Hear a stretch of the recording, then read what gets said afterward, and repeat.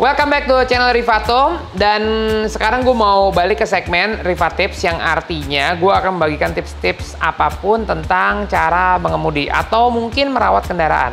Tetapi di bulan puasa ini pastinya akan banyak sekali yang akan gue bicarakan. Masih punya waktu, masih punya kesibukan yang nggak terlalu repot. Jadi artinya gue sendiri pingin ngebagiin ilmu apa yang gue punya. Semoga ilmu ini akan bermanfaat ke depannya dan bisa diaplikasikan dalam kehidupan sehari-hari.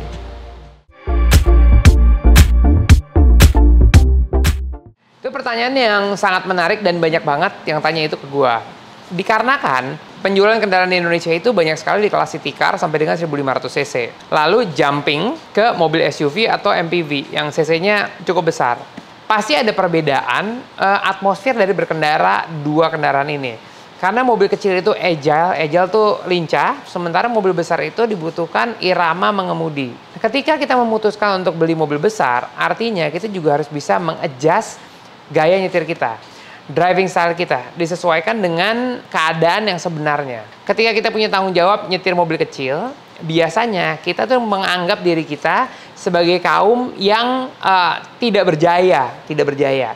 Sementara kalau pakai mobil SUV atau MPV yang posisi duduknya tinggi, kita tuh kayak superior gitu. Karena kita punya daya pandang yang lebih lebar dan juga jangkauan kendaraan yang lebih bisa diandalkan. Karena mobil kecil otomatis bannya kecil, mobil besar otomatis bannya juga besar. Di mobil besar, ban besar lebih nyaman melewati jalan berbampi dan lebih punya kapasitas untuk bisa melewati jalan rusak. Ini sama aja seperti sepeda kecil dan sepeda MTB. Kenapa sepeda MTB bannya gede, nggak kecil? Soalnya semakin besar diameter bannya, kalau ada lubang semakin nggak berasa. Nah, ketika mobil besar menjadi pilihan kita dalam mengemudi, artinya kita juga udah punya satu rasa percaya diri yang besar. Karena posisi duduknya gede, posisi duduknya tinggi, mobilnya besar, dan daya jelajahnya pasti lebih hebat dari mobil lain. Cuman sama seperti tagline-nya superhero. With a great power, you get a bigger responsibility. Dengan tenaga yang lebih besar, pasti tanggung jawabnya juga lebih besar. Jadi tolong biasakan diri ketika kita mengemudi mobil yang lebih besar, walaupun posisi kita lebih superior, posisi duduk lebih tinggi, bukan berarti hak kita juga lebih dibandingkan pengguna jalan lainnya. Yang perlu diingat, ketika kita mengemudikan suatu kendaraan yang ukurannya besar, memang kenyamanannya lebih daripada yang kecil. Tetapi gerak-gerik mobilnya pun lebih lambat dibandingkan dengan yang kecil. Ini terjadi di kapal, terjadi di motor, terjadi di mobil, terjadi di pesawat terbang. Itu udah hukum alam kayak begitu. Jadi ketika kita mengemudi mobil besar, sebenarnya kita tuh jangan melakukan suatu tindakan yang tiba-tiba, yang buru-buru. Karena apa? Respon time dari suspensi sampai dengan badan mobil itu bergerak itu akan lebih lama dibandingkan kendaraan kecil. Travel suspensi yang lebih panjang, steering ratio juga yang lebih jauh, kemudian bobot kendaraan, dan juga panjang kendaraan yang membuat mobil ini maneuverability-nya berbeda dengan kendaraan yang lebih pendek. So anything happen in a small car, kita harus punya kira-kira di otak kita 1,5 apa 2 kali lipat room for error untuk kendaraan yang lebih besar. Contoh, kasus satu. Misalnya kita belok 90 derajat, belok kiri 90 derajat. Ketika kita pakai mobil kecil, pas ban depannya lewat, nggak jauh pas sampai spion, kita udah bisa belok. Karena otomatis ban belakangnya akan ikut.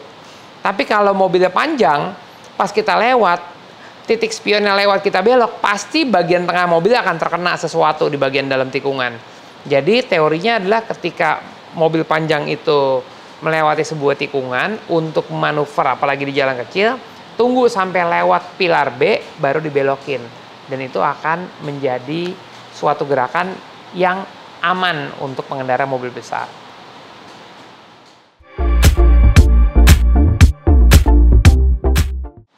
Honestly, gue nggak terlalu setuju dengan proporsi tinggi berat badan dengan mobil yang dipilih, karena disitulah kehidupan kita bisa melakukan pilihan. Ketika memang proporsi badan kecil bukan berarti nggak bisa nyetir mobil besar. Akan tetapi kalau mobil lebih besar biasanya posisi ruang kabinnya pun juga lebih besar, lebih lega. Dan posisi pedalnya pun juga lebih masuk ke dalam. Jadi menyebabkan terkadang ketika kita memiliki tubuh yang tidak terlalu tinggi harus nyetir mobil besar, artinya kita terlalu dekat sama setir. Dan jika ada sesuatu yang terjadi itu kurang aman.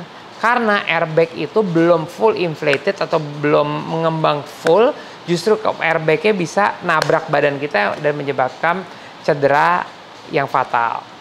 Tapi tenang, jangan kecil hati. Soalnya untuk nyetir mobil kecil atau mobil besar masing-masing tuh memang diperlukan skill. Skill yang berdasarkan jam terbang. Jadi kalau kita lihat juga supir-supir truk gandeng gitu ya, pas turun supirnya kecil-kecil, nggak mesti harus besar juga, tetapi mereka udah punya skill. Yang perlu di sini adalah gimana kita bisa meningkatkan skill supaya kita bisa menghandle mobilnya. Bukan orang disetir sama mobil, tapi orang menyetir mobil. Make sure you are under control.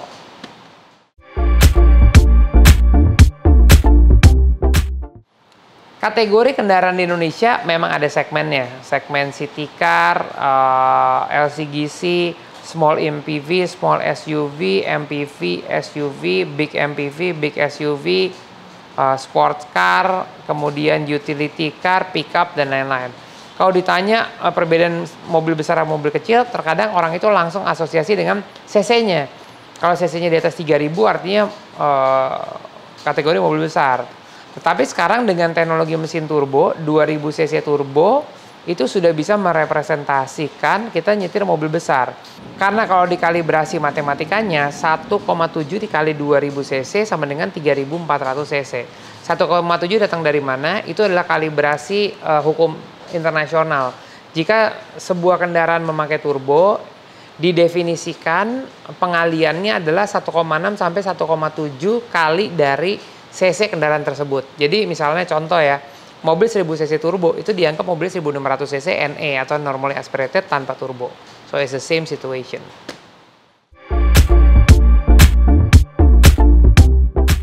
Sebenarnya handling mobil kecil dan mobil besar itu tergantung kitanya sendiri sih.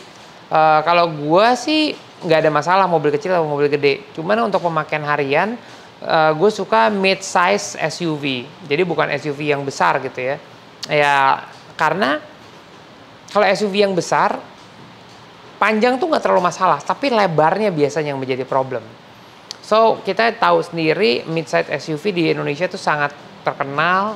Rata-rata cc-nya 24 sampai 2500 turbo diesel. Dan antara 2000 sampai 2500 turbo diesel, dan itu emang jadi kendaraan yang ideal untuk kelas SUV yang ingin menikmati SUV tapi tidak terlalu besar ukurannya, namun sensasi berkendara SUV-nya masih tetap dapat. Gua punya capacity untuk bisa memaksimalkan nyetir NE. Ya, karena gue suka teriakannya, gue suka karakternya, dan kalau mobil NE itu skill is number one, harus keluarin semua. Tapi berkembangnya teknologi, dengan adanya turbo, yang zaman dulu turbo itu ada turbo lag-nya, yang membuat mobil turbo itu nggak enak. Karena antara turbo belum masuk dan turbo udah masuk itu ada dua sensasi yang berbeda, dan itu bikin pusing. Tapi turbo sekarang, dari putaran bawah pun turbonya udah beroperasi. Jadi mobil turbo sekarang rasanya NE. So kalau sekarang ditanya mau turbo apa NE, buat gue gak ada bedanya karena rasanya udah mirip. Well guys, terima kasih banyak. Itu adalah episode tips Rifat di bulan Ramadan. Kita akan ada lagi tips-tips berikutnya, so stay tune. Jangan lupa, kalau lu banyakin likes dan juga subscribe, gue akan bikin video lebih banyak lagi untuk menyenangkan lu semua. So, thank you. Bye.